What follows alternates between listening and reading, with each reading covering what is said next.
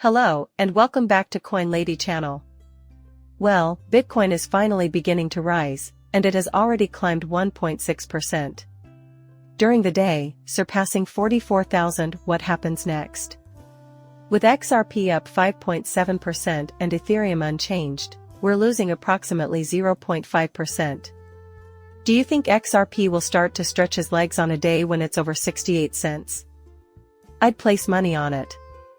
You know, Coin Lady is happy when Cardano is up 26% and polka dots are having a good day when they're over 20%, still going strong. Algorand posted a good small gain of 17.8% on the day, nearly reaching 20 cents. To learn, there you are, making a purchase for 10 cents. Here we have a bargain. This should not be celebrated. Looking at the big picture, there is no point to these 9 moves. We are currently hoping for the approval of that Bitcoin ETF. If you've been following the cryptocurrency market at all, you know that anything may happen at any moment. Therefore, we are waiting to watch how the first 3 months of 2024 play out. But savor the verdant scenery and know that this is just a taste of what's to come. It's inevitable, and we'll set off on this path eventually. And this could be the turning point. However, our development will reveal all. Now we can get to the major ones. Even though it appears like the SEC will approve the ETF, my heart sinks whenever our immediate destiny rests on their decision. I have my doubts about those reptiles. Besides that, the first quarter of 2024 does have its fair share of events. We'll just have to wait and watch how the world economy holds up in general. On the other hand, this is looking solid. This article on Ripple's expansion of worldwide payment coverage of cross-border payments solution is very intriguing. Here is something from payments.com. In addition to facilitating faster payments, the recently upgraded Ripple payments, previously known as RippleNet, allow businesses to tap into the blockchain. With this upgrade, users have expanded access to Ripple's global network of over 70 cryptocurrencies as well as traditional payout markets. Providing this is a crucial component that allows for almost complete worldwide payout coverage with just one onboarding. Consequently, this has been expanding at a tremendous rate. The fact that it has no effect on the price of XRP makes a lot of people giggle.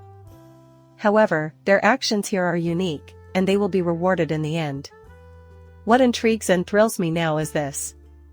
New integration with Ledger's native decentralized exchange, XRP, is another feature of Ripple payments that enhances the product's performance.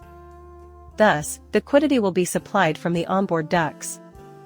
I have been going on and on about the decentralized exchange, its significance, and its future importance for what feels like an eternity. At long last, they are beginning to make use of that authority. I believe that if we add AMs, and we meet with Daniel next week to discuss what he plans to do, he will finally quit sabotaging our ambitions and approve that DREC. However, I believe that once that is implemented, it will have a significant impact in the future. More money will be available on the chain as a whole.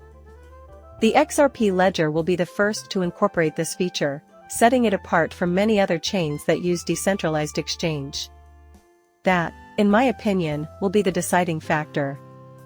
And it's just going to be another decentralized pool of liquidity, or you can use it to source liquidity for your transactions.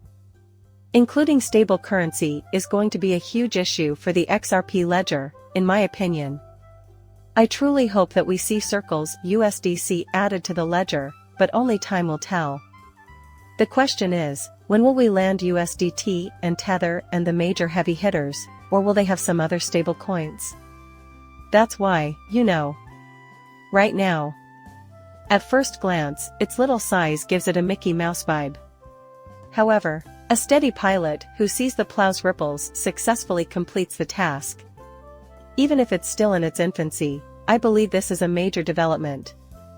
Over the course of 3 months, 160 volunteers spent $100 at retail establishments using the Palau stable coin, which is pegged to the US dollar. So, it's not like we're doing all our business here. Even if you were applauding, it wouldn't make a difference since this is a tiny country. I still think this is huge, though. With the help of the XRP Ledger's central bank digital currency CBDC platform, Ripple participated in a 3-month proof-of-concept experiment to try out that set of features. In addition, the Ministry of Finance enlisted 160 government employees to serve as volunteers, and each of them received 100 PSE to spend at participating local retailers. This allowed the participating retailers to accept XRP Ledger as payment, and customers could make purchases using their phones or QR codes by manually entering their wallet addresses. The only people who could exchange the PSCs for US dollars, the legal currency of Palau, were the merchants. These personal computers were backed by $220,000 in collateral by a top-tier US bank, the Federal Deposit Insurance Corporation, FDIC. Even though there aren't many people involved and the level isn't too high, we're still dealing with major issues. This is the next step, and we're using the stable coins on the XRP ledger that are collateralized by the FDIC once again. On top of that, there's no doubt that they will expand its implementation to other domains once it becomes successful. Being able to scale is the ultimate goal, but this is a good first step. Also, we haven't seen anything like that anywhere else. Collaborating with governments is something that Palau has the potential to become an industry leader in the long run. They have digital IDs, they're going to roll out digital bank accounts, corporations, addresses, and all sorts of other stuff. With Palau, you won't need a physical location to run a business, as we saw with Binance, which was entirely online and had no borders or physical location. They were a digital business selling digital products and making some serious, real money. So, I expect many will roll their eyes due to the issues that Nance had, but that's just government business. Having the ability to monitor monetary transactions and even block users from accessing the platform is not inherently harmful for a business. You might achieve worldwide reach while cutting costs by setting up various complying firms, similar to what Binance did.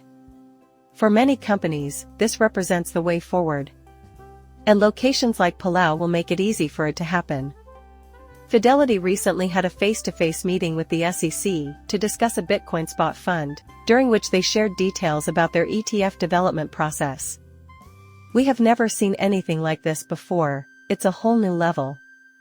The fact that we are now interacting with the SEC is really unsettling. Contrarily, these are some major companies in the financial industry who are obstructing their path. We are not dealing with some yahoos who are merely throwing in an application. This time around, it appears like they are going to succeed, but if they fail, it will happen eventually. Our understanding is that. And it is truly crucial. Unlike Gemini or anybody before, though, these folks appear to have what it takes to seal the deal this round, and they're collaborating closely with the SEC to see it through. It will come as a shock, so prepare yourself. In the event that it is not accomplished. If that's the case, then I expect the dispute to revolve around custody and be resolved as soon as possible if a denial is issued. Oh, JP Morgan, here we go again with Jamie Dimon's naive claims. We'll see Bitcoin ETFs and a slew of other crypto ETFs in the future. Here we may observe his statement on how he would put an end to Cryptus if he could, as well as his examination of JP Morgan. As for the fine, it's $39 billion, which is comparable to or even worse than CZ's own penalties, and they even have their own token, so it's clear that he's a contradiction in clothing. You should simply disregard them. Gary Gensler, another reptile favorite of ours, was named one of the most influential crypto figures of 2023. I suppose the CoinDesk is grateful, he remarked. He has some influence, but it's for the wrong reasons. I can't wait to finally get rid of this guy, he's driving me crazy. That will become clear to us in due time. Maybe the next one will be even worse. Post your comments below and tell me what you think. Again, I ask that you like and subscribe. See you later, bye.